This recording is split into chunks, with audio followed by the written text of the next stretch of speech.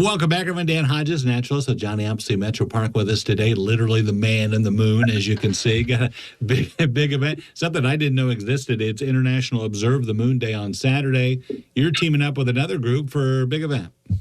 Yeah, Jeff. So this is really cool. The Lima Astronomical Society partners with the Park District for a few different things. And one of our favorite one is International Observe the Moon Day. And this is a really cool, obviously, international event. Lots of people participating. You can find International Observe the Moon Day online, too, and find out other ways to participate. One of them, by the way, Jeff, is just walking outside and looking at the moon. Like, all you got to do is look at it. But this is a really cool, it's an opportunity to really spend a little time and focus on, our only natural satellite, this thing, a constant companion of us Earthlings here. The moon is a really cool, part of our history, our culture, our civilizations, and then of course a part of our natural history too. With the way the moon interacts with the Earth as well. So a really, really cool thing, and a really cool, time to observe the moon too. It's really, it's going to be a good time. As you said, teaming up with the Lima Astronomical Society, I assume we get to look through some telescopes and that kind of cool stuff. Absolutely. And this is a great time to observe the moon too. So the phases of the moon, I always thought full moon would be the best time. But really when it's quarter, when we see, half of the moon illuminated, that's when they say the best time is, because the sun comes at an angle and gives us some shadows and allows us to see some of the topography on the moon, the craters and valleys and seas and such. I tell you, the moon hits your eye like a big pizza pie when you're looking at it through a telescope from the Lima Astronomical Society. So it makes, it's right there. And it's cool too, Jeff. I thought it was fascinating when I learned, we see one side of the moon all the time. So the image behind me, this is the side of the moon. We call it the near side of the moon. We never see the far side of the moon. It's often illuminated by the sun, but it's not. It's never facing us. I was thinking, okay, here's my little moon, and I give it a little happy face here. So here's my little moon face.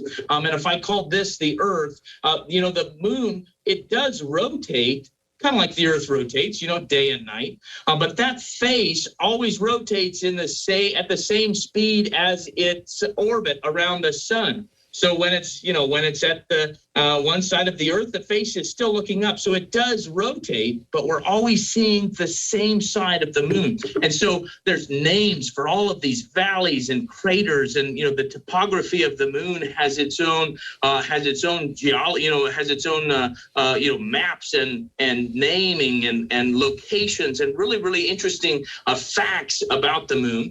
We're going to not only be able to observe them on this Saturday, but also there'll be a program beforehand too. So one of the members of the Astronomical Society is going to talk about, how big, it's 400 times smaller than the sun, but the sun's 400 times further away. So they look the same size. They got all sorts of these wonderful, tidbits, facts, interesting ways the moon connects to our society and our ecology as well.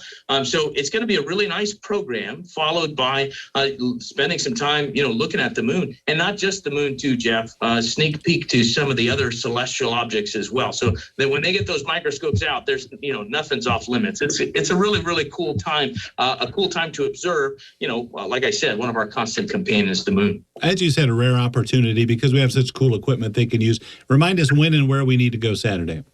So this is out at Kendrick Woods. Kendrick Woods is it's a dark sky site, one of the darkest places in Allen County in terms of light pollution from neighboring cities and, streetlights and such. So this is one of the darkest places, Kendrick Woods, and that's why the Astronomical Society, often meets out there.